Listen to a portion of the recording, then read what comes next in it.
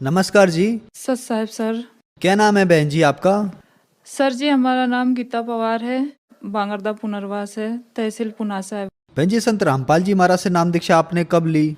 Sir जी हमने संत रामपाल जी से नाम दीक्षा 2017 में लिए थे। बहन जी, संत रामपाल जी महाराज से नाम दीक्षा लेने से पहले क्या आप कोई भक्ति साधना भी करती थी? भक्ति तो करते थे लेकिन उपास उपास सब व्रत वगैरह करते थे। हरताली तीज का उपास है, ये सावन सोमवार है, दुर्गा जी के है, सभी करते थे। और शुक्रवार उपास है वैभव लक्ष्मी के, लेकिन इनसे कोई लाभ नहीं होता था भगत जी। हम 10 वर्ष के थे तो हमको है ना माता जी निकली थी, तो माता जी में हम 3 महीने खटिया पे पड़े रहे, यानी दिखता नहीं था कि ये खटिया पे है भी कि नहीं है। उसके बाद में हमारी यानी कि पढ़ाई वढ़ाई अच्छी हुई, फिर हम शादी हो गई। शादी होने के बाद सर जी हमारे इतने ड्रिंक करते थे पति, बहुत ज़्यादा शराब पीते थे, घर में ध्यान नहीं देते थे सर जी। और है ना डेली लड़ाई करते थे, डेली मारपीट करते थे, सामान तोड़ना ये तो। जितने भी रहते थे, पहले बच्चे हमारे 9 बच्चे हो गए भगत जी, उसमें से यानी 5 बच्चे परमात्मा को प्यारे हो गए यहाँ पर, यानी कि फिर आखिरी के बच्चे छोटे छोटे हैं। लेकिन पति इतने तोड़ फोड़ करते थे, इतने तोड़ फोड़ करते थे, यहाँ भी बच्चे को मारना पीटना, हमको घर में खाना बना हुआ फेंक देते थे भगत जी। वो खाने नहीं देते थे, ना खुद खाते थे, और शराब पी के जहाँ वहाँ पड़े रहते थे, हम पकड़ के लाते थे भगत जी। यहाँ डैम पे भगत जी है तो वो पुस्तक सेवा पे गए हुए थे। उस दिन तो भगत जी कमाई नहीं चल रही थी, लेकिन हम क्या करने लग गए थे, बुरी रास्ता पे चले गए थे, यानी कि हम शराब बेचने लग गए थे। तो उस दिन हमारे घर में शराब बनी हुई थी सर जी, लेकिन संत रामपाल जी के शिष्य थे, सेवा करने गए थे, तो बोले ज्ञान गंगा ले लो। तो हमने बोला क्या करेंगे ज्ञान गंगे का? तो हमारे पति बोले कि ले लो। तो मैंने कहा चलो लेके रखते हैं। फिर भी हमने 3-4 दिन तो उसको नहीं देखी सर जी। फिर संत रामपाल जी के शिष्य ने बोला था कि सत्संग सुनना, तो सत्संग सुना। बोले आपकी बच्ची की भी तबीयत ठीक हो जाएगी। तो हमने सोचा चलो सत्संग सुने। फिर हमने 1 महीने तक सत्संग सुना सर जी। उसके बाद में हम बैतुल आश्रम गए, संत रामपाल जी से हमने गुरु दीक्षा ली और गुरु जी की हम पे कृपा हुई सर जी। संत रामपाल जी महाराज से नाम दीक्षा लेने के बाद आपको क्या लाभ प्राप्त हुए? जी सर जी, हमको लाभ गिनाए तो बहुत से है गुरु जी के। इतने लाभ हुए कि बता नहीं सकते सर जी। अगर हम है ना गुरु जी की शरण में नहीं आते तो हमको पता नहीं क्या हो जाता आज। या तो हम नहीं होते या तो पति नहीं होते हमारे।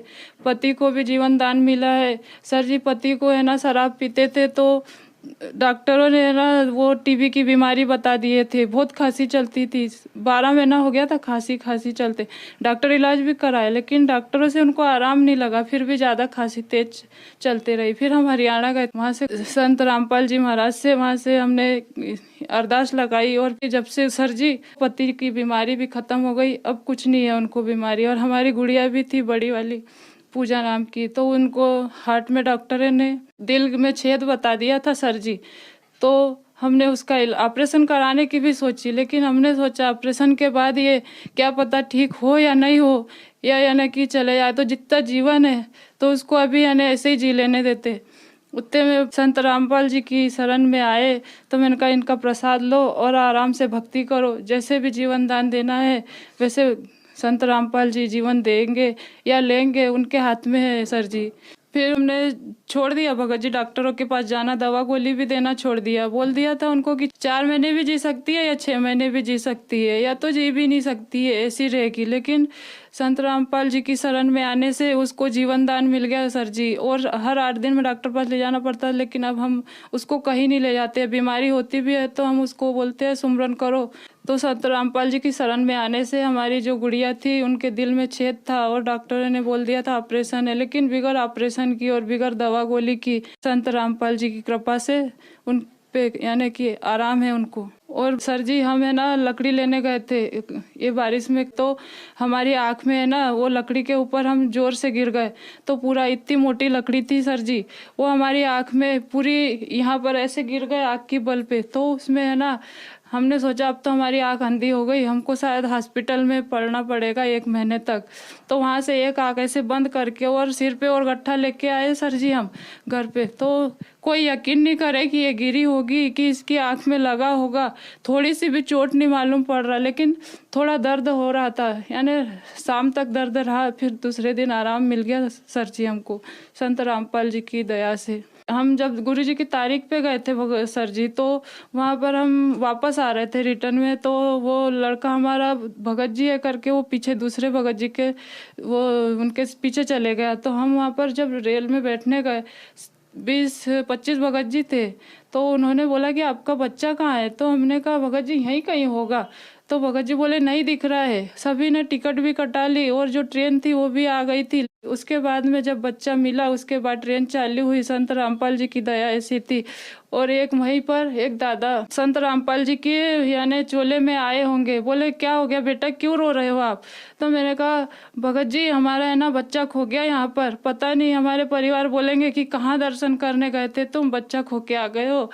तो उनने बोला कि माई मिल जाएगा, आपका बच्चा यहीं कहीं होगा देखो। तो उधर से 4 भगत उसको पकड़ के ला रहे थे। डायरेक्ट उनने बोला, उनको पता भी नहीं था कि इनका बच्चा है और ये ढूंढ रहे हैं, लेकिन वो बोले कि आपका बच्चा लो। तो मैं और उसको चिल्ला रही हूँ कि क्यों साथ में चलना चाहिए ना, क्यों अलग हो जाता है? तो वो चारों बोलने लगे कि मत चिल्लाओ दीदी, हो जाता है ऐसा बोले। तो परमात्मा ने संत रामपाल जी को ऐसा परिणाम दिखाना था कि आपका बच्चा खोने वाला था, लेकिन गुरु जी की शरण में, संत रामपाल जी की शरण में थे, इसीलिए हमारा बच्चा यानी कि कुछ नहीं हुआ, उसको वापस से हमको मिल गया। सर जी हमारे पति से हम बहुत परेशान थे भगत जी। हमारे छोटे छोटे बच्चे थे ना, हमको खाने देते थे ना खुद खाते थे, रोज लड़ाई करते थे, खाना बना हुआ भी फेंक देते थे भगत जी। अगर दाल चावल गरम है तो बोले गरम क्यों है, ये ठंडे क्यों नहीं है, तुरंत उतारो। तो भी ये बहुत परेशान करते थे, बहुत ज्यादा नशा करते थे कि सुबह से उठे तो शाम तक नशा में ही रहते। तो है ना संत रामपाल जी की शरण में आने से हमारे पति का नशा भी छूट गया। तम्बाकू गुटखा और ये जैसे कि सट्टा, ये खेलना, सट्टा लगाना, ये सब सभी चीज में थे सर जी। लेकिन गुरुजी की शरण मिलने से, संत रामपाल जी की शरण में आने से सभी बुरे काम धंधे सभी छोड़ दिए सर जी हमारे पति ने, और अब अच्छी रास्ता पे चलते हैं और सत्संग में जाते हैं, सत्संग सुनते हैं सर जी। संत रामपाल जी महाराज की शरण में आने से हमारी जो भी कष्ट था, जो भी हमारे शरीर में दर्द था, परेशानी थी, सभी संत रामपाल जी महाराज की शरण में आने से सभी कष्ट दूर हो गए सर जी हमारे। बहन जी, संत रामपाल जी महाराज से नाम दीक्षा लेने के बाद आपको बहुत सारे लाभ प्राप्त हुए, तो जो श्रद्धालु आज आपको देख रहा है, आप उन्हें क्या संदेश देना चाहेंगी? हम तो कुछ उनको संदेश दे नहीं सकते, लेकिन इतना समझा सकते हैं कि धरती पर सदगुरु संत रामपाल जी महाराज आए हुए हैं, यानी परमात्मा खुद उतर के आए हैं धरती पे, तो उनकी शरण में चलो और उनसे अपना मोक्ष करवाओ और अपनी सही भक्ति करो और सही रास्ता पे चलो। और यानी जो भी बुरे चीज है, बुरी बीमारी है, जैसे भी डॉक्टर से ठीक नहीं हो रही है, परमात्मा अपने संत रामपाल जी जीवन दान भी देते हैं और अपन को मोक्ष का मार्ग भी मिलेगा। और सभी से निवेदन है संत रामपाल जी की शरण में आओ और अपना कल्याण करवाओ। बहन जी, संत रामपाल जी महाराज की शरण में कैसे आ सकते हैं? सर जी संत रामपाल जी की शरण में ऐसे आ सकते हैं कि टीवी चैनल पे पट्टी आती है, उस पे सभी नंबर दिए जाते हैं, सभी यानी क्षेत्रों में, जिलों में जहाँ भी सत्संग होता है, जहाँ भी केंद्र है, जहाँ भी खुला है, वहाँ सब पुस्तकों में भी दिया होता है, सभी अपन पढ़ो और उसमें नंबर नोट करो और नंबर लगाओ और वहाँ से संत रामपाल जी से गुरु दीक्षा ले सकते हैं और अपना कल्याण करा सकते हैं सर जी। धन्यवाद जी। सच साहेब।